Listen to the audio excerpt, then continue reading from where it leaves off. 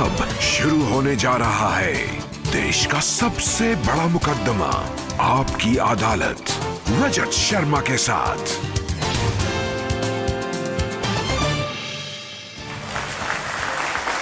नमस्कार, आपकी अदालत में आपका स्वागत है। आप जानते हैं राजधानी दिल्ली में चुनाव का माहौल है। मौसम थोड़ा सर्द है, लेकिन चुनाव की गर्मी पूरी तरह से है। आज आपकी अदालत में मेरे मेहमान हैं एक ऐसी शख्सियत जिनसे आजकल चुनाव के दौरान सबसे ज्यादा सवाल पूछे जा रहे हैं, जिन पर सबसे ज्यादा इल्जाम लगाए जा रहे हैं, जिन्हें अपने काम का हिसाब किताब देना है। प्लीज वेलकम दिल्ली के मुख्यमंत्री अरविंद केजरीवाल।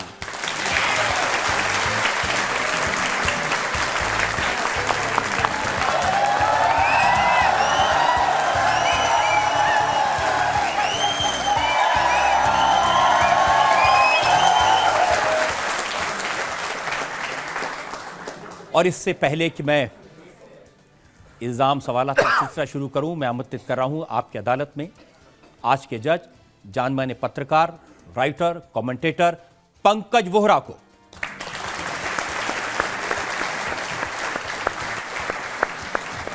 और इससे पहले कि आज का मुकदमा शुरू करें, आज के जज पंकज वोहरा की इजाजत चाहेंगे आज की कार्रवाई शुरू करने के लिए। आज की कार्रवाई शुरू की जाए। और मैं इल्जाम लगाऊं, सवाल पूछूं अरविंद जी आपसे, इससे पहले एक नजर अरविंद केजरीवाल के पॉलिटिकल करियर पर। दिल्ली के मुख्यमंत्री अरविंद केजरीवाल हरियाणा के हिसार जिले में पैदा हुए।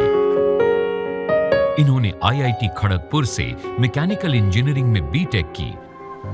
उसके बाद Arvind Kejriwal Indian Revenue Service में शामिल होकर इनकम टैक्स डिपार्टमेंट में जॉइंट कमिश्नर बने। अरविंद केजरीवाल ने परिवर्तन के नाम से एनजीओ बनाई और दिल्ली में लोगों के वेलफेयर के लिए योजनाएं बनाई। अरविंद केजरीवाल को मैग्सेसे अवार्ड मिला।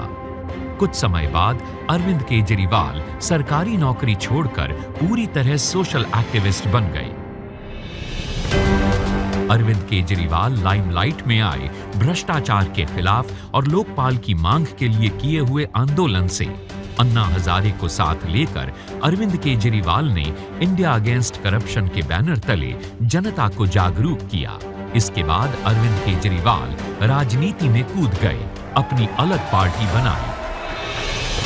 दिल्ली की विधानसभा में सबसे बड़ी पार्टी बनकर उभरे। कांग्रेस के साथ मिलकर 49 दिनों की सरकार चलाई और फिर इस्तीफा दे दिया।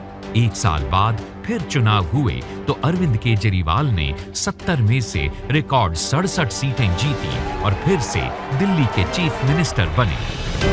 अब 5 साल सरकार चलाने के बाद एक बार फिर अरविंद केजरीवाल जनता के सामने हैं।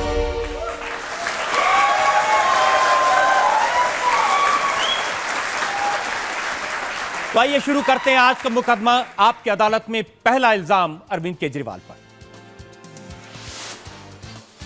आपकी अदालत में दिल्ली के मुख्यमंत्री अरविंद केजरीवाल पर आरोप है कि इन्होंने अपने वादे पूरे नहीं किए। अरविंद जी, अमित शाह आजकल रोज जनता को ये बता रहे हैं कि अरविंद केजरीवाल के काम सिर्फ विज्ञापनों में नजर आते हैं, असल में कुछ किया नहीं है। 70 वादे किए थे, एक भी पूरा नहीं किया। नहीं, सारे वादे पूरे किए हम लोगों ने। हमने कहा था हम स्कूल ठीक करेंगे, हमने स्कूल ठीक किए। हमने कहा था हम अस्पताल ठीक करेंगे, अस्पताल ठीक किए। हमने कहा था हम बिजली के दाम आधे करेंगे, बिजली मुफ्त कर दी। हमने कहा था हम पानी 20,000 लीटर फ्री देंगे, हमने पानी दिया। हमने कहा था सड़कें, नालियाँ, गलियाँ, जितने वादे किए थे लगभग सारे वादे पूरे हो गए हमारे। और देखिए, ये 2015 का मैनिफेस्टो जो आपका था वो मेरे पास में, आपने इसमें लिखा कि 500 नए स्कूल बनाएंगे। आप अमित शाह कह रहे हैं वो पता तो बता दो कहां पर ये नए स्कूल बने हैं। हाँ, तो अमित शाह जी, आपके प्रोग्राम के जरिए मैं उनको आमंत्रण देना चाहता हूं कि मेरे साथ चले। पहले भी मैंने कहा था आइए मेरे साथ चलिए, मैं आपको स्कूल दिखाता हूं।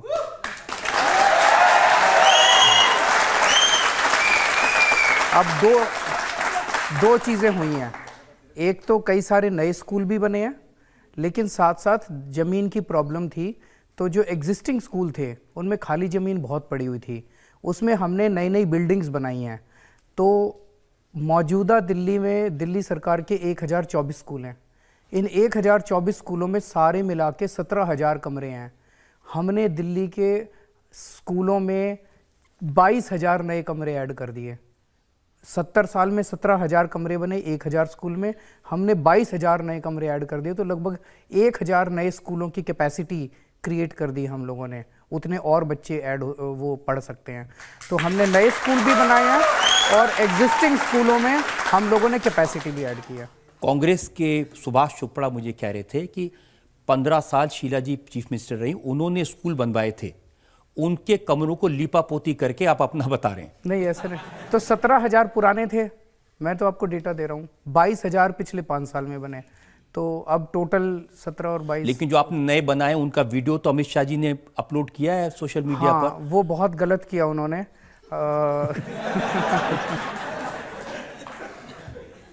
मैंने उनको कहा था मेरे साथ चलो मैं आपको स्कूल दिखाता हूँ, वो मेरे साथ तो आए नहीं। उन्होंने क्या किया, अपने 7 एमपीज़ को भेजा। 7 एमपीज़ ने हमारे 1024 स्कूल का सारा मुआयना करने के बाद बोले जी बाकी सारे स्कूल ठीक है, 8 स्कूलों में कमी है। उस 8 स्कूलों की वीडियो बना के लाए और उसमें उन्होंने बदमाशी करी। तो जैसे मौजूदा एक बिल्डिंग है उसको हमें डिमोलिश करके नई बिल्डिंग बनाई हमने, तो नई बिल्डिंग बन गई, सारे बच्चे शिफ्ट हो गए उस बिल्डिंग में। इस बिल्डिंग को डिमोलिश किया जाना है, तो ये टूटी फूटी बिल्डिंग पड़ी है, इस पे बुलडोजर चलना है। उसकी फोटो खींच के 8 स्कूलों की ले आए और ये दिखा दिया कि ये देखो ये। और ये मैं नहीं कह रहा, अगले दिन सारे अखबार वालों ने, मीडिया वालों ने उसकी जांच करी और मीडिया में फुल पेज आया है कि देखो ये वीडियो दिखाया इसकी सच्चाई, ये वीडियो दिखाया इसकी सच्चाई। लेकिन मनोज तिवारी ने एक वीडियो दिखाया था हमें, उसमें वो बच्चे कह रहे थे कि यहाँ पर टीचर नहीं आते, 2-3 घंटे पढ़ाई होती है। अगर कोई ऐसा एक आध स्कूल है जहाँ पे टीचर्स की कमी है, टीचर्स की कमी है, मैं मानता हूँ। इतने बड़े स्केल के ऊपर जब आपके कमरे बने हैं तो टीचर्स की मेरे ख्याल से 5 या 6 हज़ार टीचर्स की कमी है, उसकी भी रिक्रूटमेंट करेंगे जल्दी। एक इल्जाम ये लग रहा है कि आपने कहा था दिल्ली में 5,000 नई बसें आएंगी। बसों कह रहे में, कि हाँ, नई आना तो दूर, 1100 बसें कम हो गई। नहीं 5,000 बसें हमने कहा था, बसों में थोड़ी सी प्रॉब्लम आई थी। 3 साल पहले हम बसें जब प्रोक्योर करने जा रहे थे तो किसी ने दिल्ली हाई कोर्ट से जाके उसके ऊपर हमारे वर्क ऑर्डर के ऊपर स्टे ले लिया। उस स्टे को फिर सुप्रीम कोर्ट से हमें विकेट कराने में 2-2.5 साल लग गए। अब बसें आनी चालू हो गई हैं, 4,000 बसेस के ऑर्डर दिए जा चुके हैं। आप रोज अखबारों में पढ़ रहे होगे, हर हफ्ते लगभग 100, 150, 200 बसें आ रही हैं। अब तो इलेक्शन आ रहा है तो बसें आ रही हैं। नहीं ऐसा नहीं है, ये कोइंसिडेंस है। अगले 3-4 महीने के अंदर सारी 4,000 बसें आ जाएंगे। एक और वादा आपका, जिसका जिक्र जेपी नड्डा जो भारतीय जनता पार्टी के नए अध्यक्ष बने हैं, उन्होंने कहा है दिल्ली में 30,000 बेड हॉस्पिटल में देंगे, इसका वादा किया था आपने। वो कह रहे हैं 5 साल में 200 बेड कम हो गए। नहीं, ये गलत बोल रहे हैं। वो एक्चुअली ये लोग क्या है, कुछ भी बोल देते हैं, इनके डेटा पे आप विश्वास मत कीजिएगा। आप अच्छा, मैंने सोचा गिन के आए होंगे कि कितने बने। ये गिनते विनते कुछ नहीं है, झूठ बोलते हैं ये लोग।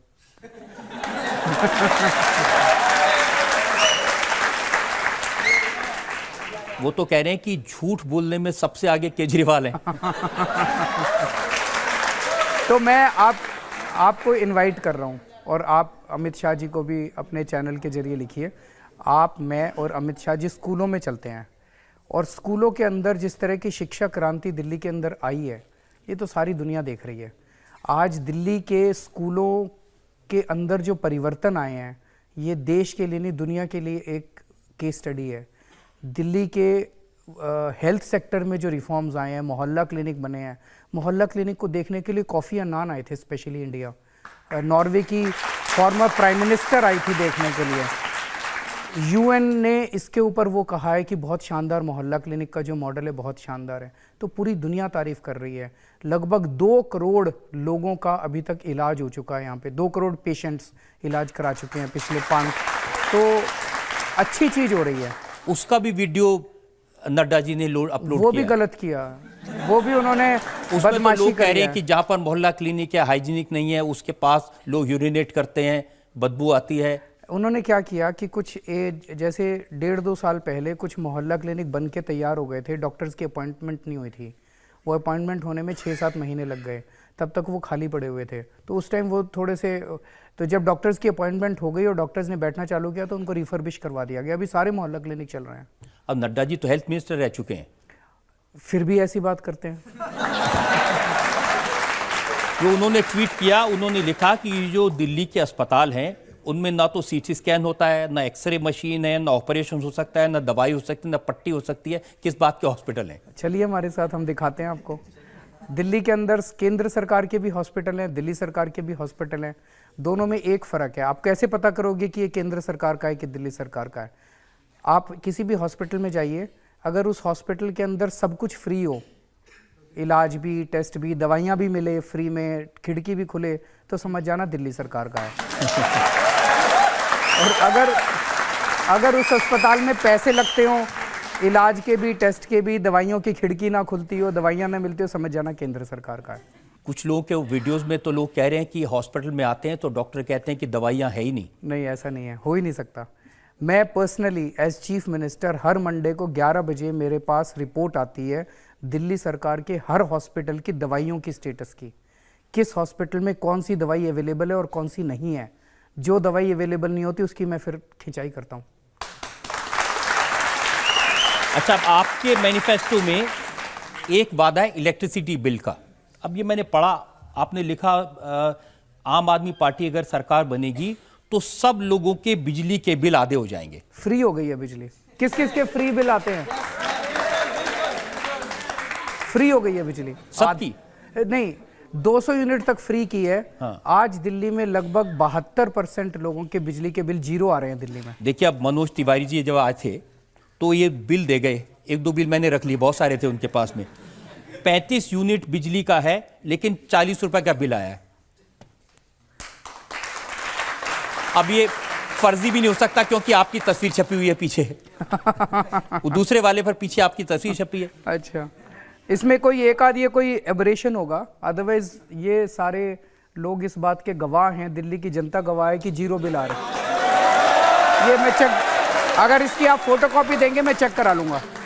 तो ये ऐसे बहुत सारे बिल लाए थे, वो इतने सारे बिल थे उनके पास में, उनमें से 2 मैंने चुपचाप रख लिए। नहीं, हो सकता है कोई एक सीरीज के अंदर कोई एबरेशन हो गई होगी, मैं चेक करा देता हूँ। मैं आपको भिजवा दूंगा ये सारे बिल। अब पानी का सवाल है। आपने कहा कि सबको सस्ता पानी मिलेगा, लेकिन सबको तो नहीं मिला। 20,000 लीटर पानी तक फ्री है। अब उस पानी के बारे में अमित शाह जी क्या कह रहे हैं मालूम है आपको? क्या? वो कह रहे हैं 31 शहरों में पानी के सैंपल लिए गए थे, सबसे गंदा पानी दिल्ली का निकला, सबसे नीचे। इसमें जब हमने टेक ओवर किया था, दिल्ली के अंदर पानी का सेक्टर बहुत ही ज़्यादा खराब था। 70 साल के अंदर इन्होंने बेड़ा गर्क किया था। हमने लिस्ट बनवाई सारे इलाकों की जहाँ जहाँ पानी गंदा आ रहा था। 2300 ऐसे इलाके निकले, 2300 जहाँ गंदा पानी आ रहा था। कहीं पे सीवर के साथ मिक्स हो रहा था, कहीं पे पानी की पाइपलाइन लीक कर रही थी, कहीं लो प्रेशर था, कहीं पे। हमने 2300 में से बाकी सारे ठीक करा दिए, पाइपलाइंस चेंज करा दी, सब कुछ कर दिया। अब 125 के करीब बचे हैं जहाँ पे अभी पानी गंदा आ रहा है। उन 125 के अंदर भी हम ठीक करा रहे हैं, उनकी भी सबकी हमारे पास स्टेटस। इस साल भर के अंदर, साल से 1.5 साल के अंदर वो 125 भी ठीक हो जाएंगे और सारी दिल्ली को साफ पानी मिलेगा।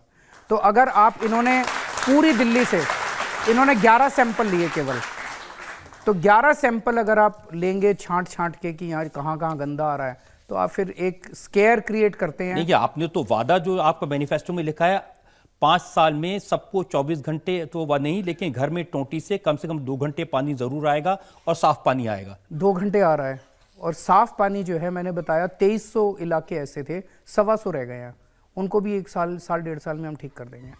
लेकिन आप कह रहे हैं उन्होंने बेड़ा गर्क कर दिया। बेड़ा गर्क किसने किया? अमित शाह जी की मैं स्पीच सुन रहा था, वो ये कह रहे थे कि दिल्ली जल बोर्ड पहले उसमें 22 करोड़ का घाटा था, जब से अरविंद केजरीवाल जी चेयरमैन बने 800 करोड़ का घाटा हो रहा है। ये पता नहीं कहाँ से लाते हैं फिगर। भगवान ही मालिक है इनके फिगर्स के। इन पे यकीन तो मत ही कीजिए आप, मतलब भारतीय जनता पार्टी झूठ की फैक्ट्री है। अच्छा, ये बात सही है कि आपने वादा किया था दिल्ली में 10 से 15 लाख सीसीटीवी कैमरे लगा देंगे? हमने वादा किया था पूरी दिल्ली में सीसीटीवी कैमरे लगेंगे। सीसीटीवी कैमरे लगने चालू हो गए, 1.5 लाख लग चुके हैं, 1.5 लाख और लग रहे हैं, तो टोटल 3 लाख का ऑर्डर हो चुका है। लेकिन मैं नंबर्स में नहीं जा रहा।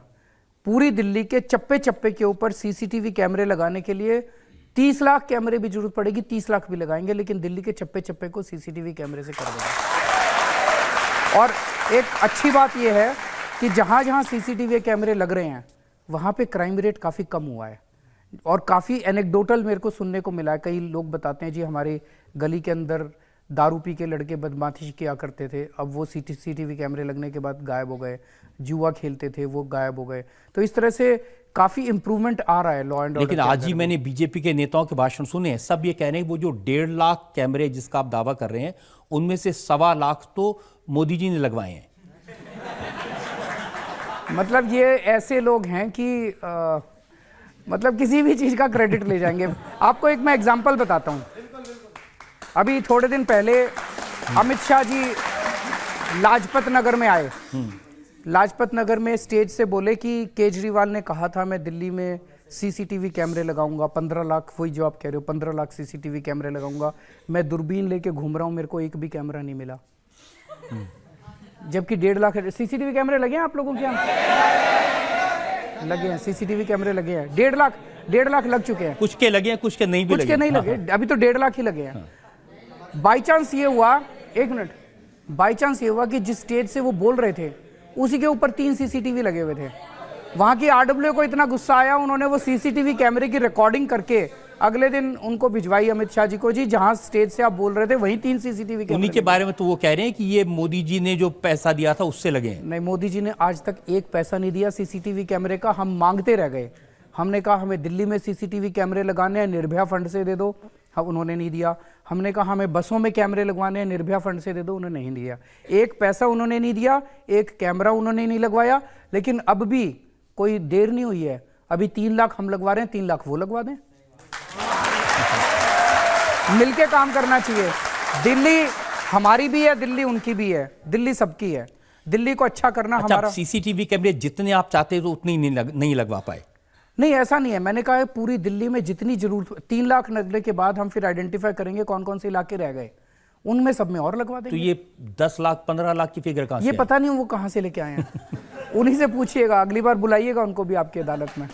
वो तो ये भी पूछ रहे थे कि ये वाईफाई का वादा किया था, मैंने भी पिछले चुनाव के टाइम पर होर्डिंग देखे थे, पूरी दिल्ली में वाईफाई फ्री मिलेगा। लगना चालू हो गया, बड़ी देर से शुरू हुआ। हाँ थोड़ी देर हो गई। इतने सारे काम थे, 5 साल तो लग जाते हैं काम करने में। लगने चालू हो गए और बहुत बड़ी जल्दी कंप्लीट हो जाएंगे। काफ़ी एरिया में लग गए हैं वाईफाई। एक चीज़ जो इलेक्शन में इशू नहीं बनी लेकिन जो दिल्ली की जनता को हर्ट करती है वो है दिल्ली का पोल्यूशन, दिल्ली की हवा। दिल्ली की हवा में जहर है और ये तकलीफ लोगों को है कि 5 साल आपकी सरकार रही, आपने पोल्यूशन के लिए कुछ नहीं किया।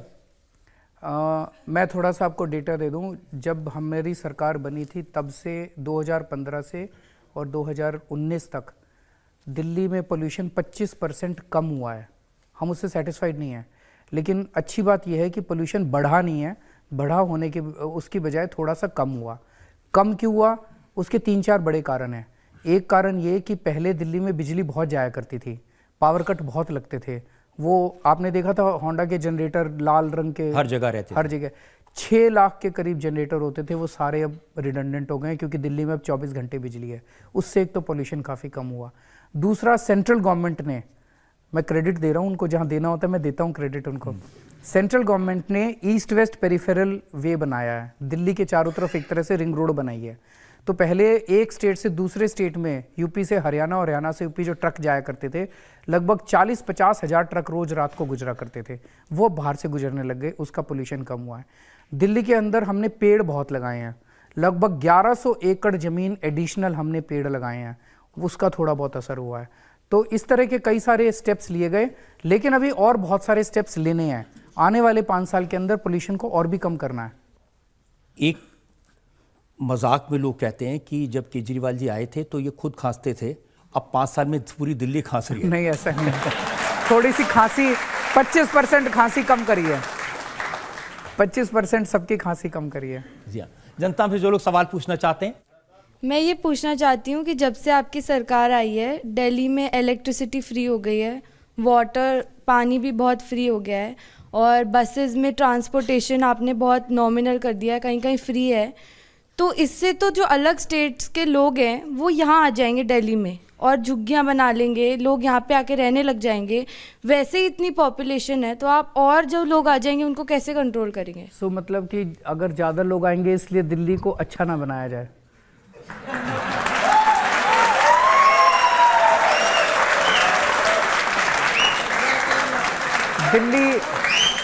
दिल्ली दिल वालों की है, दिल्ली देश का दिल है और पूरे देश के लोगों का सबका स्वागत है दिल्ली के अंदर। दिल्ली मिनी इंडिया है।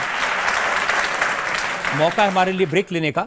एक ब्रेक के लिए रुकते हैं और ब्रेक के बाद आपकी अदालत में अरविंद केजरीवाल पर इल्जामात और सवालात का एक पत्र मनोज तिवारी ने लोगों को लिखा है। उसमें लिखा कि 40,000 घर बनाने का काम शुरू हो गया है और ऐसे 2 लाख घर 2022 तक बन के तैयार हो जाएंगे। कहाँ चालू किया इन्होंने, ये दिखा दें। मेरे को ले चलें कल मनोज तिवारी कि कहाँ मकान बना रहे हैं।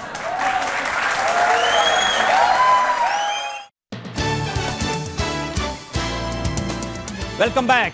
आपकी अदालत में आज हमारे मेहमान हैं दिल्ली के मुख्यमंत्री अरविंद केजरीवाल। आपकी अदालत में अगला आपकी अदालत में दिल्ली के मुख्यमंत्री अरविंद केजरीवाल पर इल्जाम है कि अपनी लड़ाई के चक्कर में उन्होंने जनता का नुकसान किया। केजरीवाल जी, बीजेपी के सारे लोग कह रहे हैं कि 4-4.5 साल तक आप केंद्र सरकार से टकराते रहे और उस टकराव का दिल्ली की जनता को नुकसान हुआ। अब वो कह रहे हैं कि बुरे बीते 5 साल, जल्दी निकल लो केजरीवाल।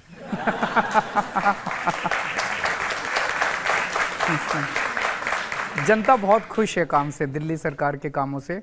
और मैं तो ये कहूँगा जिस तरह का क्रांतिकारी काम शिक्षा के क्षेत्र में, स्कूलों के, अस्पताल के, बिजली के और पानी के, कम से कम 4 क्षेत्रों में जो क्रांतिकारी काम हुआ है, 70 साल के भारत के इतिहास में किसी राज्य की सरकार में ऐसा क्रांतिकारी काम आज तक कभी नहीं हुआ। लोग बहुत खुश हैं दिल्ली के। मैं आपको उदाहरण देता हूं। मनोज तिवारी ने कहा कि गरीबों को घर देने वाली प्रधानमंत्री आवास योजना केंद्र सरकार की थी, आपने उसको लागू नहीं होने दिया। उसकी वजह से 1 साल में 3,623 बेघर लोगों की मौत हुई। नहीं, गलत है। ऐसी कोई प्रधानमंत्री की योजना नहीं है जिसमें बेघरों को घर दिए जा सके। वो झूठ बोल रहे हैं। उनकी जो योजना है और हमारी जो योजना है उसके अंदर एक बेसिक डिफरेंस। हमने भी, दिल्ली सरकार की भी एक योजना है झुग्गी वालों को मकान देने की, जो झुग्गी में रहते हैं उन लोगों को मकान देने की। उनकी भी योजना है उन लोगों को मकान देने की। हमारी योजना के तहत जो इनिशियल अमाउंट पे करना होता है वो बहुत कम है, वो लोग जो पैसा मांग रहे हैं वो बहुत ज़्यादा है। तो हमने ये कहा था कि अगर आप इस पैसे को कम कर दें तो हम आपकी योजना लागू कर देंगे। वो तैयार नहीं हुए, तो फिर हम लोगों ने अपनी योजना लागू कर दी। आप कह रहे हैं योजना नहीं है, लेकिन ये योजना की पूरी डिटेल तो उन्होंने दी हुई है। ये एक फॉर्म भी है, ये झुग्गियों में बांट रहे हैं। मकान, तो जहाँ झुग्गी वहाँ मकान ना, बेघरों का नहीं है, दोनों अलग है। होमलेस का नहीं है। होमलेस के लिए नाइट शेल्टर होते हैं। नाइट शेल्टर्स हम लोगों ने बहुत बनवाए हैं। हमारी सरकार बनने के पहले शायद 70 या 80 नाइट शेल्टर थे, अब 300 या 400 के करीब नाइट शेल्टर हो गए हैं। तो आज आपको याद होगा रजत जी, जब हमारे पहले हर साल सर्दियों के महीने में कोर्ट कितना डांटा करती थी दिल्ली सरकार को, कितने लोगों की सड़क के ऊपर सोने से मौत होती थी। पिछले 3-4 साल से आपने एक भी मौत नहीं सुनी है। कोई कोर्ट की फटकार नहीं लगती है। उल्टे कोर्ट के कुछ रिटायर्ड जजेस हमारे नाइट शेल्टर्स देखने के लिए आए थे और उन्होंने खूब तारीफ की है कि नाइट शेल्टर्स के अंदर ये बेघर लोग वो हैं जिनके वोट भी नहीं होते। हम वोट बैंक के लिए काम नहीं कर रहे, तो उनके लिए जितना शानदार अरेंजमेंट हमने नाइट शेल्टर्स के अंदर किया है उसकी सब तारीफ कर रहे हैं।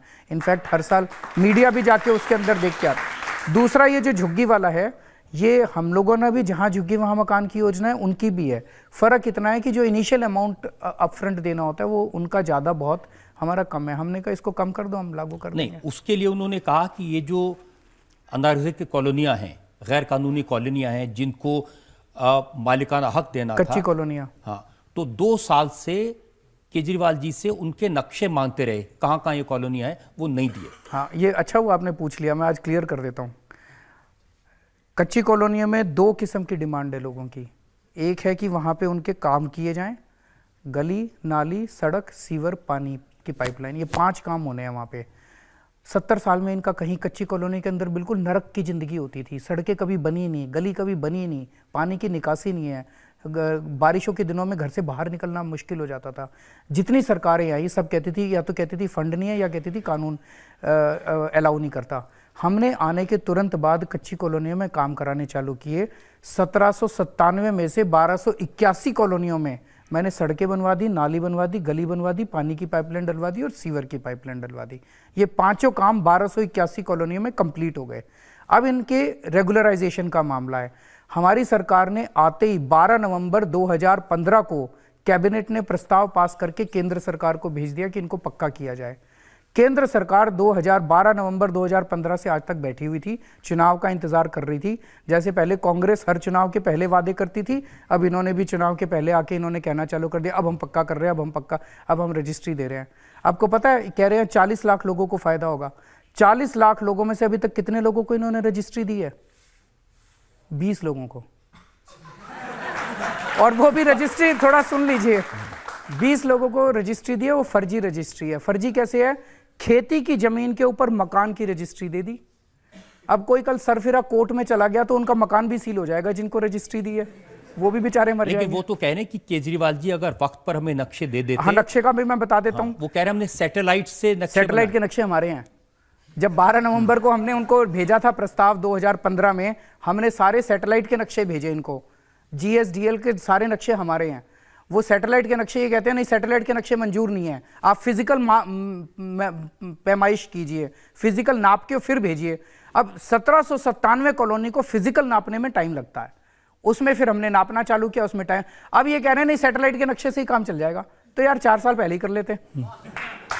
देखिए, ये तो एक पत्र मनोज तिवारी ने लोगों को लिखा है, उसमें लिखा कि 40,000 घर बनाने का काम शुरू हो गया है और ऐसे 2 लाख घर 2022 तक बनकर तैयार हो जाएंगे। जहां झुग्गी वहां मकान, और उस मकान में गैस भी होगी, बिजली भी होगी, पानी भी होगा। ये कहां चालू किया इन्होंने, ये दिखा दें। एक मकान नहीं बना रहे, ये एक मकान, सब झूठ। मेरे को ले चलें कल मनोज तिवारी कि कहां मकान बना रहे हैं।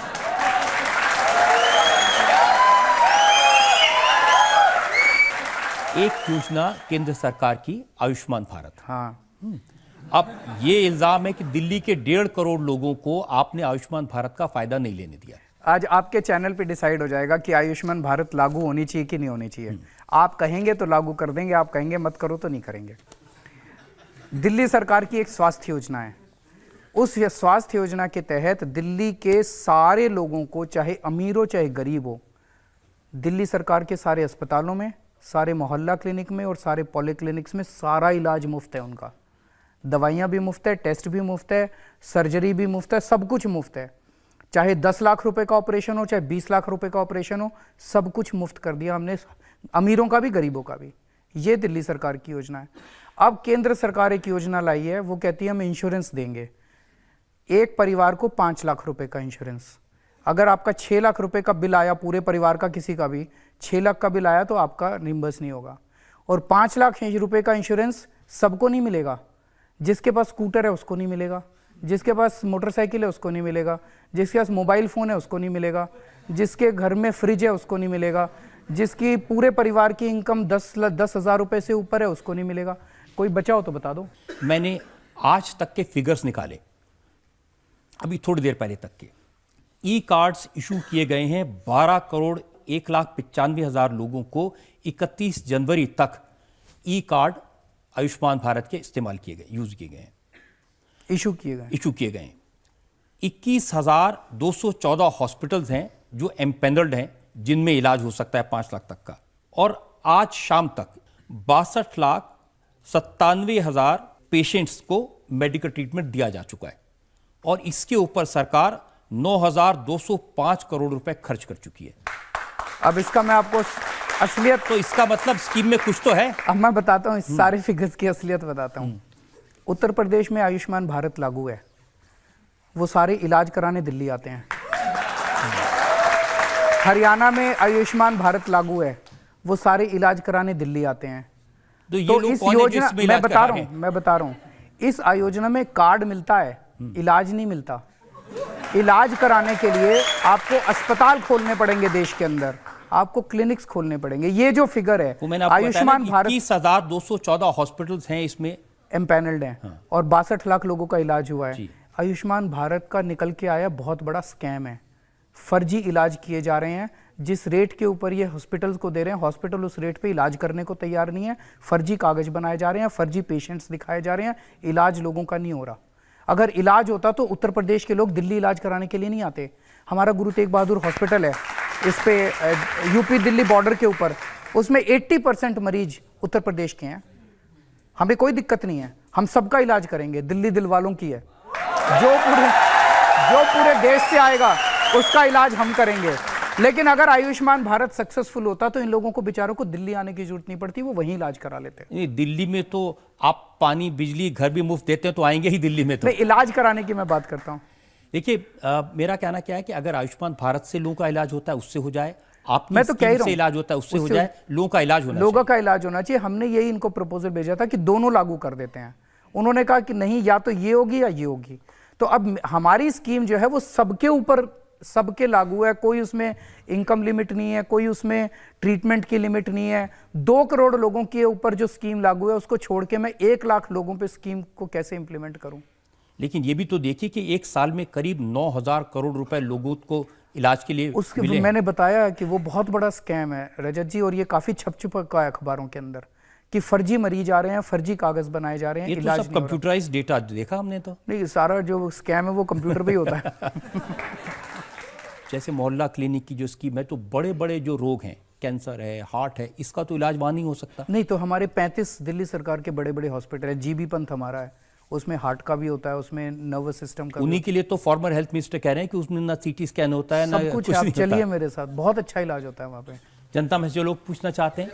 सर, मैं ये पूछना चाह रहा था कि हम टैक्स पेयर हैं और हम टैक्स पेयर का जो पैसा है वो जिस तरीके से आप ये स्कीम निकाल के आप दे रहे हैं, फ्रीबीज, हाँ, फ्री वाला जो सिस्टम है, तो ये सबको नहीं मिल रहा दिल्ली में।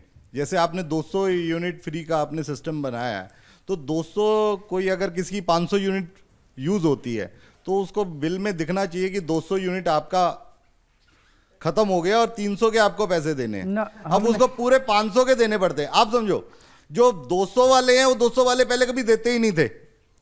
200 वाले जो आपने फ्री किए हैं वो 200 वाले कभी पहले दिया ही नहीं करते थे, क्योंकि उनके यहाँ पर, क्योंकि आज जो दिल्ली की हालत है, 5 साल पहले जितनी झुग्गियां थी आज झुग्गियां और बढ़ गई हैं।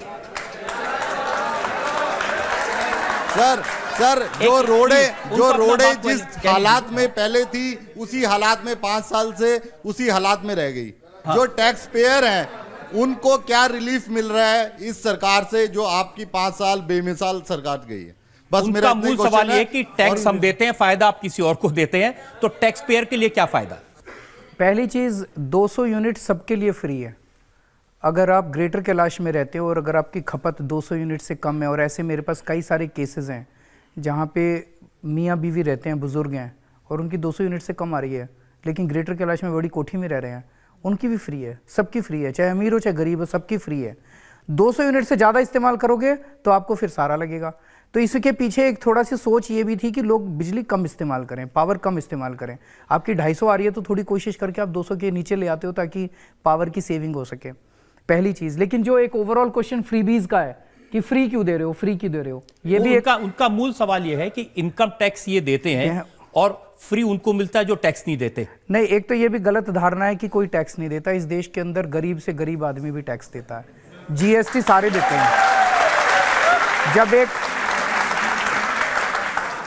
जब एक गरीब आदमी बाजार से माचिस खरीदता है, पेंसिल खरीदता है, पेन खरीदता है, कुछ भी खरीदता है, रोटी खरीदता है, सब्जी खरीदता है, और जीएसटी देता है, जीएसटी सब चीजों के ऊपर लगता है। तो टैक्स तो सब लोग, वो इनकम टैक्स की बात करें, वो इनकम टैक्स तो 1%, आप तो एक्सपर्ट है इनकम टैक्स, क्या 1% लोग देते हैं इनकम टैक्स। पहली चीज, जीएसटी ज्यादा बढ़ाए, इनकम टैक्स तो। लेकिन एक जो लार्जर क्वेश्चन फ्रीबी का उठाया जाता है, हम लोगों ने क्या किया, हमारे पास पैसे कहाँ से आए ये सारी चीजें फ्री करने के? हमने एक ही चीज करी, हमने भ्रष्टाचार खत्म कर दिया। भ्रष्टाचार खत्म करने से जो पैसा बचने लगा, वो पैसा काफी बचने लगा हम लोगों का। देखिए, अगर तो मैं फ्री चीजें अगर देता और आपका टैक्स बढ़ा देता तो आप कहते केजरीवाल बदमाशी कर रहा है, एक जेब से ले रहा है दूसरी से निकाल दे रहा है। हमने 12% वैट होता था उसको 5% कर दिया सब चीजों के ऊपर पहले साल में, तो आपका टैक्स भी कम कर दिया। हम लोगों ने बजट घाटे में नहीं रखा। दिल्ली सरकार, सीएजी की अभी 1 महीना पहले रिपोर्ट आई है, पूरे देश में दिल्ली सरकार अकेली सरकार है जो प्रॉफिट में चल रही है। बाकी सारी राज्य सरकारें घाटे में चल रही है, केंद्र सरकार घाटे में चल रही है। सीएजी ने यह भी लिखा है कि दिल्ली सरकार केवल पिछले 5 साल से फायदे में चल रही है, उसके पहले घाटे में चलती थी। तो हमने सरकार को भी फायदे में रखा, हमने कहीं से लोन नहीं लिया। तो मैंने जो पैसा बचाया भ्रष्टाचार रोक के, उस पैसे को फिजूल खर्ची रोक के, उस पैसे को मैं जनता के ऊपर उनको सुविधाएं दे रहा हूं। अब गुजरात के चीफ मिनिस्टर ने अपने लिए एक प्राइवेट हवाई जहाज खरीदा है 190 करोड़ रुपए का। मैंने लिए अपने लिए हवाई जहाज नहीं खरीदा, उस 190 करोड़ रुपए से इनकी बिजली फ्री कर दी, पानी फ्री कर दिया। नहीं, आप अगर हवाई जहाज खरीद लेते तो उससे क्या बवाना जाते? आपके ऊपर दिल्ली में तो हवाई जहाज की जरूरत नहीं है। आपके ऊपर हेलीकॉप्टर लैंड करता, मैं कितना ट्रैफिक में फंस के आया हूं। मैं अपने घर से मेरा हेलीकॉप्टर उड़ता, आपकी छत के ऊपर उतरता। ना तो आपके घर में हेलीकॉप्टर की जगह, ना मेरी छत पे। लेकिन उनका मूल सवाल एक था, उसका हिस्सा यह है कि जो इनकम टैक्स देता है उसके लिए क्या किया आपने? सबके लिए किया। इनके इलाके में सीसीटीवी कैमरे लग रहे हैं, स्ट्रीट लाइट्स लग रही हैं। फरिश्ते स्कीम आपने सुना है? फरिश्ते स्कीम में क्या? फरिश्ते स्कीम में अगर दिल्ली के अंदर किसी का भी एक्सीडेंट होता है, एक्सीडेंट किसी का भी हो सकता है, चाहे अमीर हो चाहे गरीब हो, अगर किसी का भी एक्सीडेंट होता है, नॉर्मली अभी लोग हिचकिचाया करते थे उसको अस्पताल ले जाने में। उनको लगता था अस्पताल ले गए तो अस्पताल हमारे सर पे बिल आएगा, अस्पताल वाले कहेंगे पहले एडवांस जमा कराओ। अब हमने कह दिया कि आप नियरेस्ट हॉस्पिटल में ले जाओ, सारा खर्चा दिल्ली सरकार देगी। हमने 3000 लोगों की जान बचाई है। तो दिल्ली के अंदर स्कूलों के अंदर, प्राइवेट स्कूलों को 5 साल से फीस नहीं बढ़ाने दी हम लोगों की, उसमें इनको भी फायदा हुआ, सबको फायदा हुआ। अच्छा, इतने अच्छे आपने काम किए तो लोकसभा के इलेक्शन के 7 सीटें हार गए, तीसरे नंबर पर आए। उसका कारण यह है, देश के अंदर अब लोग लोकसभा को और विधानसभा को अलग अलग नजरिए से देखते हैं। जैसे उड़ीसा का ले लीजिए, उड़ीसा का लोकसभा का और विधानसभा का चुनाव एक ही दिन हुआ। एक वोटर जब बूथ में गया तो 2 मशीनें सामने थी, उसने एक में दूसरा बटन दबाया, दूसरे में दूसरा बटन दबाया। उड़ीसा में उन्होंने जब कॉर्पोरेशन का हुआ उसमें भी साफ हो गए। कॉर्पोरेशन के चुनाव के और दूसरे कारण थे। अब ये क्या बात है? पर जनता मालिक है, जनता ने हरा दिया तो हरा दिया। तो इस बार आपको उम्मीद है कि जनता आपको फिर से जिता देगी? जनता मालिक है जो। सर, मुझे आपसे ये पूछना है कि जो निर्भया के आरोपियों को कल फांसी होनी थी वो फिर टल गई है, और उसके माँ बाप 4 घंटा बैठकर वेट करते रहे और फिर उन्हें पता चला कि फांसी नहीं हो रही है, वो फूट फूट कर रो रहे थे। तो बहुत ही शर्म की बात है। उनका कहना है कि इसके पीछे जो है दिल्ली सरकार का हाथ है, फांसी को टालने के पीछे। नहीं, तो पता इसके नहीं वो ऐसा बारे में क्यों आपका कह रहे क्या हैं? दिल्ली कहना है? सरकार का इसमें कोई रोल नहीं है। इसमें क्या हुआ है कि जो एग्जिस्टिंग अपना लीगल प्रोसेस है, उनके वकील ने उस लीगल प्रोसेस का गलत इस्तेमाल किया। पहले एक बच्चे ने, एक युवा ने, जो भी वो गिल्टी है, उसने मर्सी पिटीशन डाली, उसकी रिजेक्ट हो गई, फांसी की डेट मिली, फिर दूसरे ने डाल दी, फिर उसकी रिजेक्ट हो गई, फिर तीसरे ने डाल दी, चारों ने एक साथ नहीं डाली। तो वो उस प्रोसेस का गलत इस्तेमाल कर रहे हैं। अब केंद्र सरकार भी सोच रही है, कोर्ट भी सोच रहा है और हम भी सोच रहे हैं, और इस पे लागू किया जाने वाला है कि इन सारे रूल्स को बदला जाए, ताकि एक बार जब ये साबित हो जाए कि ये गिल्टी है और इसने रेप किया था और इसको फांसी होनी है, तो उस प्रोसेस को वो गलत इस्तेमाल ना कर पाए अपनी फांसी को डिले करने के लिए। ये केवल उनके लिए नहीं, पूरे देश के लिए शर्म की बात है कि इतना जघन्य अपराध जो हुआ था 16 दिसंबर को, वो आज तक 7 साल हो गए, अभी तक उन लोगों को फांसी नहीं मिली है। अब मैं भी चाहता हूं, सब लोग चाहते हैं कि जल्द से जल्द फांसी मिले। लेकिन उनके पिता का जो जिक्र ये कर रही थी, उनके पिता ने कहा फांसी कब होगी ये कहना मुश्किल है, लेकिन इसका जिम्मेदार केजरीवाल है और कोई नहीं। ये गलत बोल रहे हैं वो, मतलब ऐसे उनको नहीं बोलना चाहिए। इसमें मेरा क्या रोल है बताइए? दिल्ली पुलिस हमारे अंडर में नहीं है। उनको जो बताया गया, उन्होंने कहा कि 4 घंटे जो लोग कोर्ट में बैठे थे, राहुल मेहरा ने, जो कि दिल्ली सरकार के वकील ने, आकर उल्टा मुजरिमों का पक्ष लिया था। नहीं, उन्होंने कोई मुजरिमों का पक्ष नहीं लिया, उनसे कानून पूछा गया, उन्होंने कानून को कोर्ट के सामने रखा था। राहुल मेहरा का इसमें कोई रोल नहीं है, इसमें हमारा कोई रोल नहीं है, पुलिस हमारे अंडर में नहीं है, लॉ एंड ऑर्डर हमारे अंडर में नहीं है। हमारे पास केवल केंद्र सरकार से फाइलें आती है, हम जेल में भेज देते हैं, जेल की फाइलें आती हैं, हम केंद्र सरकार में भेज देते हैं। हमारा इसमें कोई रोल ही नहीं है, और उसमें 24 घंटे से कम टाइम लगता है हमारा फाइल। हम केवल, दिल्ली सरकार का काम केवल पोस्ट ऑफिस का है और किसी कुछ नहीं है। तो क्या किया जा सकता है ऐसे इसमें रूल्स अपराध- बदलने पड़ेंगे। इस पूरे एपिसोड से सीख के, ये बहुत सीरियस मामला है, सीख के हम लोगों को रूल्स बदलने पड़ेंगे ताकि भविष्य के अंदर इस किस्म से कोई भी कानून का गलत इस्तेमाल ना कर सके। तो यहां पर एक और ब्रेक के रुकते हैं और ब्रेक के बाद आपकी अदालत में अरविंद केजरीवाल पर इल्जाम और तो सवाल आपका एक और तो आपकी पार्टी के एमएलए अमानतुल्लाह खां वो शर्जील के साथ दिखाई दिए। शर्जील कौन जो कह रहा है कि इस देश को तोड़ दो? आपको तो याद होगा ना, अमानतुल्लाह खां ने एक लंबी स्पीच दी थी जिसमें उन्होंने बहुत भड़काने वाली बातें की थी। अगर अमानत ने कुछ गड़बड़ किया उसको गिरफ्तार कर लो, उसके ऊपर एफआईआर करो, उसको जेल भेजो। किसने मना किया? Welcome back. आपकी अदालत में आज हमारे मेहमान हैं दिल्ली के मुख्यमंत्री अरविंद केजरीवाल। आपकी अदालत में अगला इल्जाम। आपकी अदालत में दिल्ली के मुख्यमंत्री अरविंद केजरीवाल पर इल्जाम है कि ये देश के दुश्मनों का साथ देते हैं। अरविंद जी, होम मिनिस्टर अमित शाह ये कह रहे हैं कि अरविंद केजरीवाल और पाकिस्तान के वजीर आजम इमरान खान की भाषा एक जैसी है। जो इमरान खान बोलते हैं वो अरविंद केजरीवाल बोलते हैं, जो केजरीवाल बोलते हैं वो इमरान खान बोलते हैं। वो भी सबूत मांगते हैं, ये भी सबूत मांगते हैं। कुछ भी बोल देते हैं। अब जब कुछ भी चल नहीं रहा उनका दिल्ली के चुनाव में, तो फिर वो इमरान खान को ले आए, पाकिस्तान को ले आए। इसका कोई मतलब नहीं है, उनके पास कुछ मुद्दे नहीं है। नहीं, इमरान खान के मंत्री हैं फवाद खान, उन्होंने कहा कि मोदी जी को हराओ दिल्ली के चुनाव में। मैंने उनको कड़ा जवाब दिया। मैंने उनको कहा कि मोदी जी हमारे देश के प्रधानमंत्री हैं, वो मेरे भी प्रधानमंत्री हैं, और हमारे देश का चुनाव हमारा आंतरिक मामला है।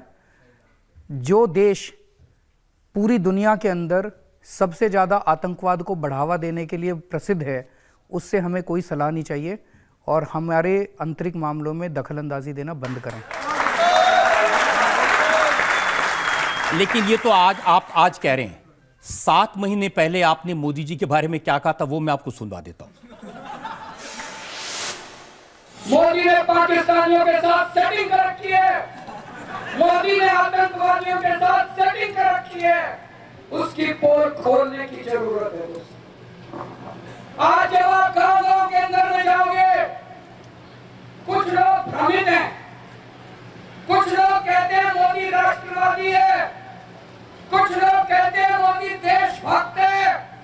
आज आपकी जिम्मेदारी है जाके कहना कि मोदी जैसे बड़ा देशद्रोही कोई नहीं है दोस्तों। वो प्रधानमंत्री तो तब भी थे, आप कह रहे थे उन्होंने पाकिस्तानियों के साथ सेटिंग कर रखी है। तो ये हमारा अंदर का मामला है, वो हमारे देश का मामला है। चुनाव के दौरान वो हमें कुछ भी कहते हैं, हम उनको कुछ भी कहते हैं, लेकिन पाकिस्तान को हमारे चुनाव के दौरान दखलंदाजी देने का कोई अधिकार नहीं। आज अमित शाह जी मुझे कुछ भी कह सकते हैं, मैं अमित शाह जी को कुछ भी कह सकता हूं, मैं मनोज तिवारी को कुछ भी कह सकता हूं। पाकिस्तानी हमारे बीच में कुछ नहीं कह सकता। ये हमारे, आप ये कह सकते हैं कि पाकिस्तान के साथ सेटिंग है। मतलब जो ये आपने एक क्लिप चलाई है, उस क्लिप के पहले और बाद में जो कहा गया वो एक पर्टिकुलर कॉन्टेक्स्ट में कहा गया था। तो मेरा अपना ये कहना है कि जब चुनाव होते हैं, चुनाव के अंदर आरोप प्रत्यारोप इस तरह की सारी चीज़ें चलती हैं, लेकिन वो पार्टियों के बीच में चलती हैं। भारतीय जनता पार्टी है, कांग्रेस है, आम आदमी पार्टी है, ये सारी पार्टियां इस देश का हिस्सा हैं। हम एक दूसरे के दुश्मन नहीं हैं, विरोधी हैं, विपक्ष हैं। जब पाकिस्तान की बात आती है तो हम तीनों एक हो जाते हैं, फिर हम तीनों एक होकर पाकिस्तान से लड़ते हैं।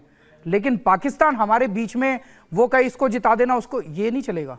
पाकिस्तान बीच में दखलंदाजी नहीं कर सकता। आप कह रहे हैं कि अमित शाह कुछ भी कह सकते, उन्होंने क्या कहा वो मैं आपको बताता हूं। अमित शाह जी ने कहा 2 साल पहले जेएनयू में भारत के टुकड़े टुकड़े होंगे के नारे लगे थे। मोदी जी ने नारे लगाने वालों को जेल में डाला तो केजरीवाल उनके सपोर्ट में पहुंच गए। इनके साथ बड़ा अन्याय हो रहा है। मैं कब गया था? जेएनयू गए थे ना? उनके सपने में आया था मैं।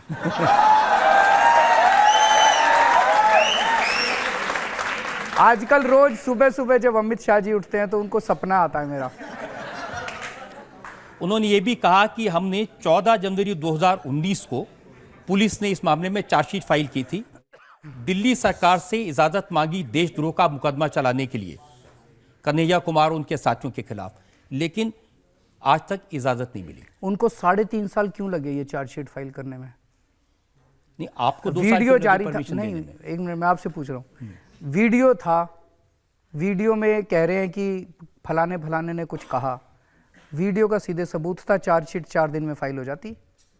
3.5 साल तक वो इस चार्जशीट पे कर क्या रहे थे? वो मिले हुए उनके साथ। अब अगली बार जब वो आपकी अदालत में आए जी, तो आप उनसे पूछना कि केजरीवाल आरोप लगा रहा है कि टुकड़े टुकड़े गैंग के साथ आप मिले हुए हो। आपने 3.5 साल लगा दिया उनकी फाइल पे। लेकिन आज तो आप आए हुए ना, तो आज मैं पूछ रहा हूं कि जब उन्होंने 14 जनवरी 2019 को चार्जशीट फाइल कर दी थी, उसके बाद आप अभी तक लीगल ओपिनियन ले रहे हैं? तो उनको 3.5 साल उनको लगे, थोड़ा टाइम हमें भी तो लगेगा। पर मैं थोड़ा सा ऑन अ सीरियस नोट में 13 बार इसकी सुनवाई टल चुकी है। सीरियस नोट में ये बता देता हूँ कि इसमें जो परमिशन दी जाती है उसमें हमारा कोई रोल नहीं होता। प्रोसिक्यूशन डिपार्टमेंट हमारा होता है जो कि कंप्लीटली इंडिपेंडेंट होता है सरकार के, वो इंडिपेंडेंट व्यू लेता है। तो इसमें वो वकीलों की सलाह ले रहे हैं, वो जो भी सलाह ले रहे हैं। पर मुझे ये बताया गया, जब से ये मुद्दा भी इन्होंने चुनाव में उठाना चालू किया, मैंने पता कराया था, उनका ये कहना है कि जल्दी इसके ऊपर निर्णय लेके और कोर्ट में दे दिया जाएगा। लेकिन इसमें हमारी कोई दखल अंदाजी नहीं है, हमारा कोई रोल ही नहीं है। शाहीन बाग में भी आपका कोई रोल नहीं है? बिल्कुल नहीं है। मनीष सिसोदिया ने कहा कि हम शाहीन बाग के साथ खड़े हैं। मैं इसको क्लियर कर देता हूँ। पहली चीज, इस देश के एकता, अखंडता और भाईचारे के लिए जो भी खड़ा है उसके साथ केजरीवाल खड़ा है। और इस देश के टुकड़े टुकड़े करने की बात, इस देश के अंदर नफरत फैलाने की बात और इस देश का विभाजन करने की बात जो भी करता है, उसका सबसे बड़ा दुश्मन केजरीवाल है। दूसरी चीज, शाहीन बाग से कई लोग हमारे पास आ चुके, उन्होंने कहा जी हमारी दुकानें बंद पड़ी है इतने दिनों से, रास्ते बंद पड़े हैं इतने दिनों से, वहाँ से एम्बुलेंस नहीं जा सकती। एक दिन एम्बुलेंस रुक गई थी, वहाँ से बच्चों की बसें नहीं जा पा रही, बच्चों के एग्ज़ाम आने वाले हैं, अब बच्चों को बहुत तकलीफ हो रही है, सड़क बंद पड़ी है। तो उन्होंने कहा जी आप गृह मंत्री जी से बात करके उनको भेजिए ताकि वो बात करके इसको सुलटाएं, इसको रास्ते खुलवाएं उसको। आप क्यों नहीं खुलवा देते? मेरे हाथ में ही नहीं है कुछ भाई। मैं ना तो मेरे पास लॉ एंड ऑर्डर है, वो लोग बैठे हैं। कल मैंने आपकी टीवी पे ही देखा था, टीवी पे आपका एक वहाँ पे पत्रकार गया हुआ था, सौरभ शर्मा वहाँ गए हुए थे। सौरभ शर्मा 3-4 घंटे उसने शायद बिताए वहाँ पे। उसने वहाँ सब लोगों से बात कर रहा था, सब लोग ये कह रहे थे जी अमित शाह जी आए और हमारे से बात करें। तो अमित शाह जी को जाना चाहिए, सीए एनआरसी को लेके उनके मन में जो भी वो है वो उनको बात करें, बात करके उनको हटवाएं। अगर हमारे देश का गृह मंत्री एक रास्ता नहीं खुलवा सकता तो फिर क्या गृह मंत्री है? देखिए, ये इल्जाम इसलिए लगता है, शर्जील इमाम जिसको पुलिस ने गिरफ्तार किया, 48 घंटे लग गए उनको। हमारी दिल्ली पुलिस हमारे पास होती ना, 2 घंटे के अंदर गिरफ्तार कर लेते। आपने डिमांड की थी ना होम मिनिस्टर से गिरफ्तार कर लो, कर लिया, लेकिन हमारे डिमांड करने पे किया। हाँ, मतलब वेट कर रहे थे हमारी। आपकी इल्जाम इसलिए लगता है कि आपकी पार्टी के एमएलए अमानतुल्लाह खां वो शर्जील के साथ दिखाई दिए। शर्जील कौन? जो कह रहा है कि असम को अलग कर दो, जो कह रहा है दिल्ली के लोगों का दूध बंद कर दो, दिल्ली के लोगों का पानी बंद कर दो, इस देश को तोड़ दो। उसका तो हमने कहा था कि इसको तुरंत गिरफ्तार करो, इसको सख्त से सख्त सजा दिलवाओ, हमने तो कहा है। तो अपनी पार्टी के एमएलए के लिए नहीं कहा है? दिखाओ, मैं आपको वीडियो हाँ, दिखा देता हूँ, दिखा सकता हूँ। अच्छा हुआ वीडियो लेके आया, आपने तो मांग लिया। मैं आप लोगों से पूछना चाहता हूँ, सुनो। ये तो लड़ाई कर रहे हैं आपस में। लड़ाई नहीं कर रहे। आप लोग वो से माइक छीन के बोल रहा है, अभी अमानत ने माइक छीना उससे। ये शाहीन बाग का वो है जहाँ पे इतनी जनता खड़ी है, तो स्टेज के ऊपर वो भी खड़ा है और ये भी खड़ा है, और इसने माइक छीन के, शर्जील अभी कुछ बोलने की कोशिश कर रहा है, उसे माइक छीना है अमानतुल्लाह ने, उसको बोलने नहीं दे रहा। आपको तो याद होगा ना, अमानतुल्लाह खान ने एक लंबी स्पीच दी थी जिसमें उन्होंने बहुत भड़काने वाली बातें की थी। अगर उन्होंने कुछ भी गलत बोला था, पुलिस को एफआईआर करनी चाहिए थी। पुलिस ने शाहीन बाग मामले में जो एफआईआर किया उसमें अमानत का नाम नहीं है।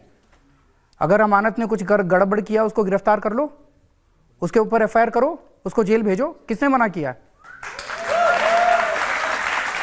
आप अगर बीजेपी के एमपीज के बयान देखें, उन्होंने तो कहा कि अरविंद केजरीवाल आतंकवादी है। मैं आतंकवादी नजर आता हूं? मैं परसों इन्होंने परसों ये कहा था, इनके कुछ मंत्रियों ने, इनके कुछ नेताओं ने, कि केजरीवाल प्रवेश वर्मा और मनोज तिवारी, इन दोनों ने, इन्होंने कहा था कि केजरीवाल आतंकवादी है। मुझे भी बहुत दुख हुआ।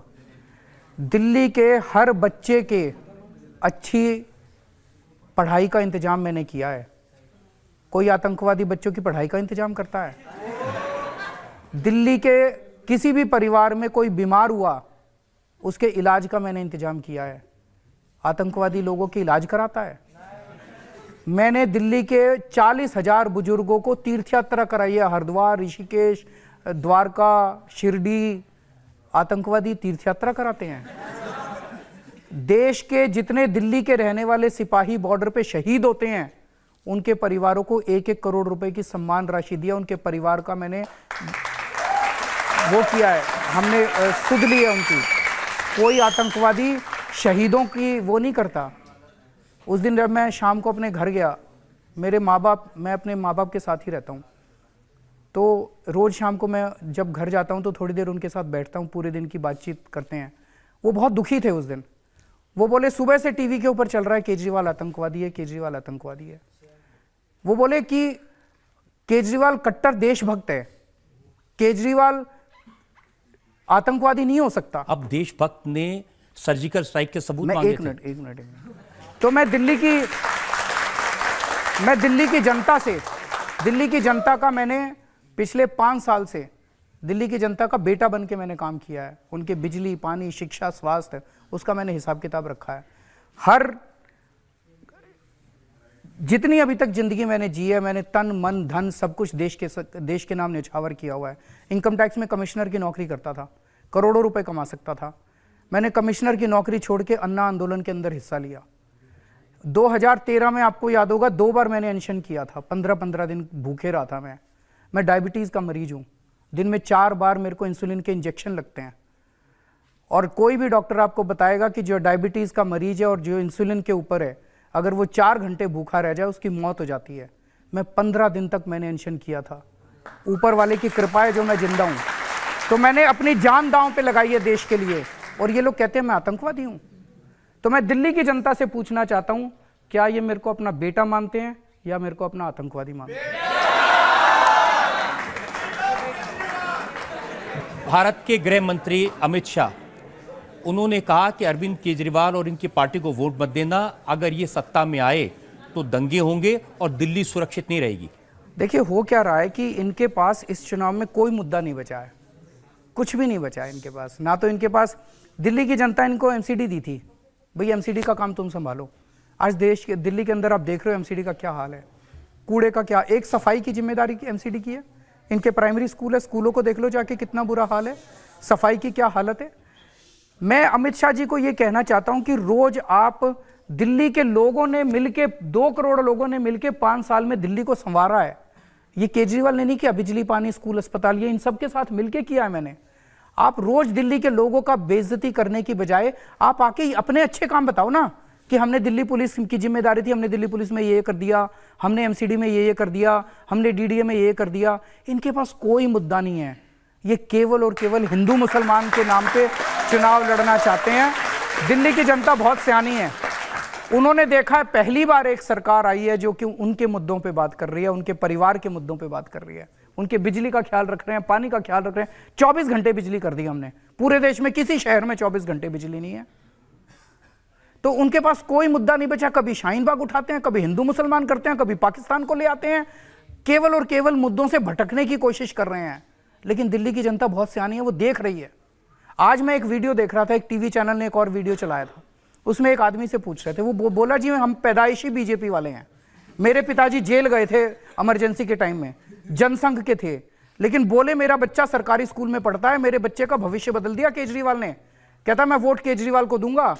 तो फिर पत्रकार ने उनसे पूछा कि पर ये शाहीन बाग, बोला जी ये शाहीन बाग 10 दिन का मामला है, जबरदस्ती उठा रखा है इन लोगों ने शाहीन बाग, 10 दिन के बाद तो केजरीवाल ही काम आएगा, हमारे बिजली, पानी, शिक्षा, स्वास्थ्य वही कराएगा। तो आपको लगता है कि 10 दिन बाद ये शाहीन बाग के लोग उठ जाएंगे? मुझे तो लगता है ये सारा बीजेपी वाले ही करा रहे हैं, बीजेपी का ही सारा ड्रामा चल रहा है। आप तो बीजेपी वालों से कह रहे हैं मुझे वोट देना। उसका कारण है, आप सब जानते हो कि किस तरह से 5 साल पहले दिल्ली के सरकारी स्कूलों की और अस्पतालों की कितनी बुरी हालत थी। 5 साल में इनको ठीक किया हम लोगों ने, बहुत मेहनत करके, बड़ी मेहनत करी है। अब अगर आपने दूसरी पार्टी वालों को वोट दे दिया, ये फिर खराब हो जाएंगे। तो मैं अपने लिए वोट नहीं मांग रहा, दिल्ली की तरक्की के लिए, देश की तरक्की के लिए इस बार सारे जने मिलकर झाड़ू को वोट देना चाहिए।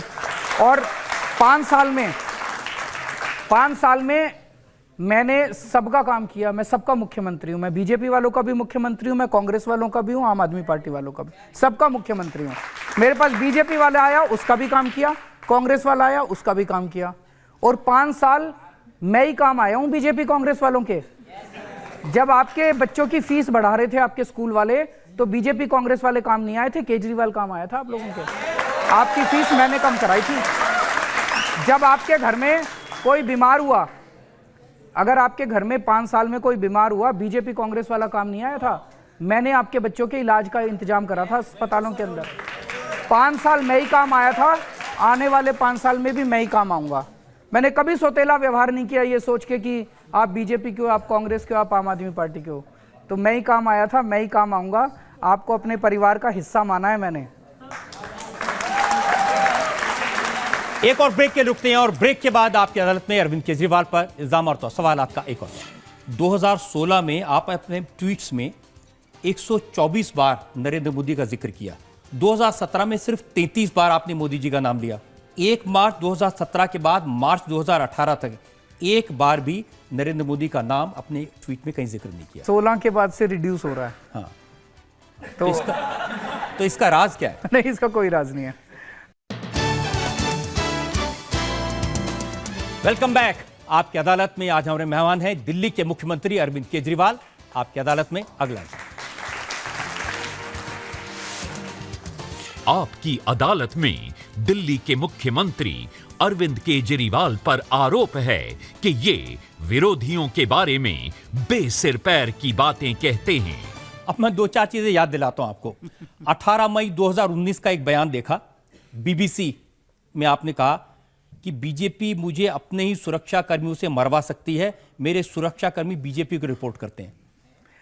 कहने का मतलब यह है कि इतने सारे जो इंसिडेंट्स हुए थे जब मेरे ऊपर अटैक किए गए, आप तो इतने सीनियर पत्रकार हैं, कभी आपकी नज़र में ऐसे आया कि किसी मुख्यमंत्री के ऊपर रिपीटेड इतनी बार अटैक हो? ऐसा क्यों हो रहा है? मेरा कहने का मतलब ये था कि चूंकि जो मेरे भी सिक्योरिटी है और जो वो सारी पुलिस जो है वो सेंट्रल गवर्नमेंट को रिपोर्ट करती है, उसमें हमारा कोई कंट्रोल नहीं है। तो जितने भी अटैक हुए उसके ऊपर कोई जांच नहीं होती, उसका कोई नतीजा नहीं निकलता। ऐसा कैसे हो सकता है कि एक मुख्यमंत्री के ऊपर रिपीटेडली सरकारी फंक्शंस के ऊपर, एक सरकारी फंक्शन था उस पर स्टेज पे आके कोई इंक फेंक के चला जाए? ऐसा हो सकता है? और उस पर सारे ऑफिसर्स बैठे हुए हैं, बड़े बड़े डिग्निटरीज बैठे हुए हैं, ऐसा कैसे हो सकता है? ये तो मैं मानता हूं कि लोकतंत्र में ये नहीं होना चाहिए। किसी चुने हुए प्रतिनिधि के बारे में इस तरह की चीज हो, लेकिन अब तो आपके पास सिक्योरिटी है काफी इसमें। नहीं, वो सिक्योरिटी सारी उनको रिपोर्ट करती है, मेरा ये कहना था। तो उनको इसके बारे में भाई चाहे उनको रिपोर्ट करे चाहे मेरे को रिपोर्ट करे, उनकी जिम्मेदारी है ना। आज दिल्ली की सिक्योरिटी, दिल्ली के मुख्यमंत्री की सिक्योरिटी, मंत्रियों की सिक्योरिटी उनको इंश्योर करना पड़ेगा। एक और बयान आपको याद दिलाता हूं, ये 14 जनवरी 2019 को आप अपनी पार्टी के कार्यकर्ताओं से कह रहे हैं मोदी हिटलर है, ये अगर फिर से पावर में आ गए तो चुनाव नहीं कराएंगे, ये कॉन्स्टिट्यूशन बदल देंगे। तो चुनाव तो करा रहे हैं, आप लड़ रहे हैं चुनाव। जैसा मैंने कहा कि चुनावों के दौरान जो भी वो भी आरोप प्रत्यारोप करते हैं, हम भी आरोप प्रत्यारोप करते हैं। 18 मार्च 2016, अब ये तो चुनाव का मौका नहीं था, चीफ जस्टिस ऑफ इंडिया थे, सारे जज थे। आपने कहा मैंने जजों को आपस में बात करते सुना है कि उनके फोन टैप कराए जाते हैं। कई जज बोलते हैं, आपको भी बताते होंगे, आप स्माइल कर रहे हैं। तो कोई नहीं बताता। कई जजेस बोलते हैं लोगों के फोन टैप किए जाते हैं। आप कहते हैं सरकार जासूसी कराती है, तो आपकी भी कराती होगी। जरूर कराती होगी, पहले कांग्रेस कराती थी, अब बीजेपी कराती है। तो आप सरकार में आप भी किसी की जासूसी कराते हैं? मेरे पास है ही नहीं, हमारे पास ना पुलिस है, ना लॉ एंड ऑर्डर है, ना क्रिमिनल वो है। अब 15 दिसंबर 2015 का आपका, मैं एक एक करके पीछे जाता जा रहा हूं। जब मोदी मेरा मुकाबला राजनीति में नहीं कर पाए तो कायरता पर उतर आए, सीबीआई भेज दी, मोदी साइकोपैथ हैं। पिछले 5 साल के अंदर जिस तरह से हम लोगों को प्रताड़ित किया गया है, मेरे ऑफिस के ऊपर सीबीआई की रेड हुई, मेरे घर पे दिल्ली पुलिस की रेड हुई, मेरे बेडरूम के अंदर दिल्ली पुलिस सब कुछ छान के गई है। आप सोच सकते हैं सिटिंग चीफ मिनिस्टर के अंदर उसी स्टेट की पुलिस, और क्या आरोप था? कुछ आरोप नहीं था। सिटिंग चीफ मिनिस्टर के बेडरूम को सारा छान के गई। तो उनका मकसद क्या था? उनका मकसद था यार कोई फाइल वाइल मिल जाए, कच्चे कागज बेडरूम में रखते हैं लोग। मैं कोई कागज वागज रखता नहीं, उनको कुछ मिला नहीं, इसीलिए मैं उनके काबू नहीं आ रहा अभी तक। लेकिन अब क्या हो गया? अब मिली भगत है, आप भी कुछ नहीं कहते, वो भी कुछ नहीं करते। नहीं, ऐसा नहीं है। जब जब कोई इशू उठाए तभी मैंने बात की है, बिना इशू के इस तरह से मैंने कोई नहीं। मैंने थोड़ा डेटा एनालाइज किया। 2016 में आप अपने ट्वीट्स में 124 बार नरेंद्र मोदी का जिक्र किया, मतलब जिक्र किया मतलब आलोचना की। 2017 में सिर्फ 33 बार आपने मोदी जी का नाम लिया। 1 मार्च 2017 के बाद मार्च 2018 तक एक बार भी नरेंद्र मोदी का नाम अपने ट्वीट में कहीं जिक्र नहीं किया। 18 के बाद अभी शुरुआत, उसका एनालिसिस मिला नहीं है मुझे। ये तो डेटा तब तक मतलब मिल पाया। 16 के बाद से रिड्यूस हो रहा है। हाँ। तो इसका राज क्या है? नहीं, इसका कोई राज नहीं है, इसका कोई राज नहीं या है। वो राज है जो बताना नहीं चाहते? नहीं, ऐसा कुछ नहीं है। मेरा मकसद केवल और केवल दिल्ली के लोगों के काम कराना है। जैसे मैं एक उदाहरण देता हूँ। जब भी कोई काम फंसता था तो उसके बाद हमें उनसे बात करनी पड़ती थी, केंद्र सरकार से, एलजी साहब से। तो जैसे पहले सारी फाइलें हमारी एलजी साहब के पास जाया करती थी, तो सीसीटीवी कैमरों की फाइल एलजी साहब के पास 2-2.5 साल से पेंडिंग पड़ी हुई थी। जब भी हम जाते थे हम कहते थे जी सर कर दो, वो कहते थे हाँ अगले हफ्ते जरूर कर दूंगा, वो कर ही नहीं रहे थे। फिर एक दिन मैं और मनीष गए, हमने कहा सर कर दो, वो बोले अगले हफ्ते कर दूंगा। हमने कहा जी हम यहीं बैठे हैं, हम करवा के जाएंगे, अब आप 1 हफ्ता लो, 2 हफ्ता लो, हमें कोई चिंता नहीं है। तो 10 दिन का हमने धरना किया था, आपको याद है? तो इन्हीं लोगों की सीसीटीवी कैमरों की फाइलें क्लियर कराने, मोहल्ला क्लिनिक बनवाने, इनकी बिजली सस्ती करवाने, इनका पानी सस्ता करवाने, उसी के लिए मैं पहले तो हाथ जोड़ता हूँ, फिर पैर पकड़ता हूँ, फिर जब कुछ नहीं बात बनती तो कभी कभी धरना करना पड़ता है। तो अब ये बीजेपी के लोग कह रहे हैं कि आपको कैसी सरकार चाहिए? काम करने वाली सरकार चाहिए या धरना प्रदर्शन करने वाली चाहिए? तो काम करवाने के लिए कभी कभी धरने करने पड़ते हैं। जितने काम, आज एक चीज बताओ, जिस तरह का सरकारी स्कूलों का परिवर्तन आपने दिल्ली में देखा है, बीजेपी के किसी स्टेट के अंदर देखा? इतने सालों से बीजेपी की इतनी सरकारें बन चुकी, कभी बीजेपी ने किसी, बाहर का छोड़ो ना, यूपी हरियाणा एमसीडी के ले लो, एमसीडी के स्कूल कभी उन्होंने किया? उन्होंने कभी अस्पताल अच्छे करे?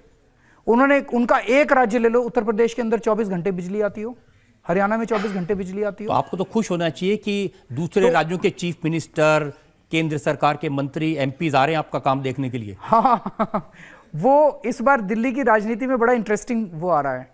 ये इतनी सारी पार्टियां इकट्ठी हो गई हैं। ये पहले दिल्ली में 3 पार्टियां थी, बीजेपी, कांग्रेस, आम आदमी पार्टी। इस बार सारे मिल गए, BJP, Congress, RJD, LJP, JDU, पता नहीं क्या क्या उठा के ले आए पूरे देश से।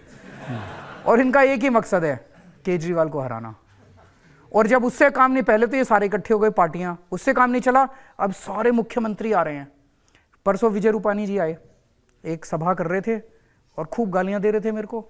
तो वहां जनता से नहीं रहा गया, जनता ने खड़े होकर पूछा जी गुजरात में बिजली क्या रेट है? बोले 10 रुपये यूनिट। बोले हमारे केजरीवाल ने तो फ्री कर रखे हैं यहाँ पे। तो बोले जी पहले आप गुजरात जाके अपनी बिजली संभालो, फिर हमको भाषण देना। कल खट्टर साहब आए, खट्टर साहब बोले वहां पे, वो मेरे को गालियां दे रहे थे, तो वहां जनता ने पूछा खट्टर साहब आपके यहाँ कितने घंटे बिजली आती है? तो बोले 10 घंटे दिन में। बोले केजरीवाल ने 24 घंटे बिजली कर रखी है, तो आप अपने राज्य में जाओ, पहले अपनी बिजली ठीक करो, फिर यहाँ आना। तो ये सारे आ रहे हैं, इनका केवल एक ही मकसद है। मैं कहता हूँ मैं स्कूल ठीक करूंगा, ये कहते हैं केजरीवाल को हटाओ। मैं कहता हूँ मैं अस्पताल ठीक करूंगा, ये कहते हैं केजरीवाल को हराओ। इनका एक ही मकसद है, मेरे को हराना, दिल्ली के विकास को रोकना। आप कह रहे हैं स्कूल ठीक करेंगे, अस्पताल ठीक करेंगे, वो कह रहे हैं केजरीवाल को ठीक करेंगे। केजरीवाल को ये ठीक कर सकते हैं, इनके हाथ में ताकत है। लेकिन आप कह रहे हैं कि सारी पार्टियां इकट्ठी हो गई, कांग्रेस, जेडीयू, बीजेपी। आप वो दिन भूल गए जब आप कोलकाता में गए थे तो आप भी ममता बनर्जी, शरद पवार सारे इकट्ठे हो गए थे मोदी को हराने के लिए। तो जनता ने हमें हरा दिया। जनता मालिक है, जनतंत्र के अंदर जनता मालिक है, जनता ने हमें हरा दिया उस टाइम। केजरीवाल जी, आपसे सब तरह के सवाल पूछिए, आपके काम के बारे में, आपकी राजनीति के बारे में, और अच्छी बात है कि आपने मुस्कुरा के किसी को डक करने की कोशिश नहीं की, सारे जवाब दिए। हम एक ब्रेक के रुकेंगे और ब्रेक के बाद सुनेंगे आपकी अदालत में आज के जज पंकज वोरा का फैसला आज के मुकदमे पर।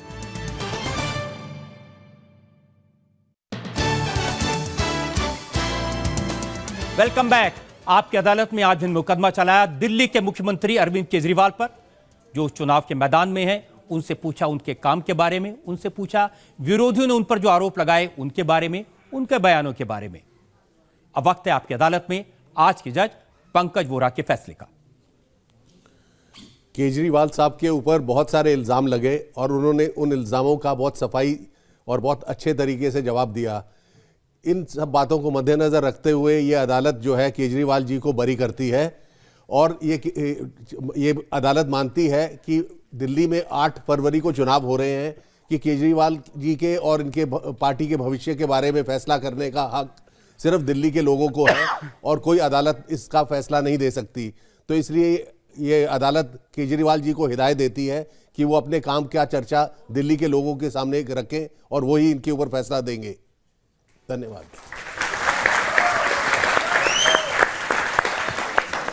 इस उम्मीद के साथ, इस यकीन के साथ कि आने वाले चुनाव में दिल्ली की जनता सोच समझ कर फैसला करेगी, काम पर फैसला करेगी, नाम पर फैसला करेगी। आज का मुकदमा यहीं खत्म करते हैं। अगले हफ्ते आपसे मुलाकात होगी एक नई शख्सियत के साथ। तब तक के लिए नमस्कार।